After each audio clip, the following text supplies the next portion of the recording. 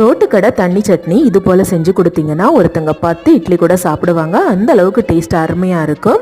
ஒரு பாத்திரத்தில் 6 வத்தலில் சுடுதண்ணி சேர்த்து ஊற வச்சுக்கோங்க. வத்தல் நல்லா ஊறினதும் மிக்சி ஜாரில் 1 டீஸ்பூன் சீரகம், 5 பல்லு பூண்டு, ஊற வச்ச வத்தல், 2 பல்லாரியை சின்னதாக நறுக்கி சேர்த்து கொரகொரப்பாக அரைச்சிக்கோங்க.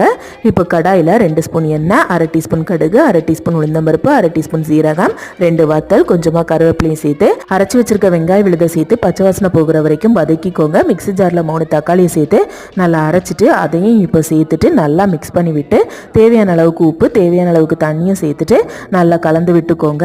தக்காளியும் நல்லா வெந்ததுக்கு அப்புறமா தேவையான அளவுக்கு 3லேருந்து 4 கப் அளவுக்கு தண்ணி சேர்த்துட்டு 1 கரண்டி புளிச்ச இட்லி மாவும் சேர்த்துட்டு கைவிடாமல் நல்லா கலந்து விட்டு இதை நல்லா கொதிக்க வச்சுக்கோங்க.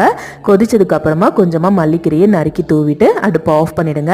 இப்போ அவ்வளோதான், சுட சுட இட்லியோட குழம்போல இந்த சட்னி ஊற்றி சாப்பிடுங்க. செம்ம டேஸ்ட்டாக இருக்கும். ரெசிபி பிடிச்சிருந்தா லைக் பண்ணுங்க, சேனலை சப்ஸ்கிரைப்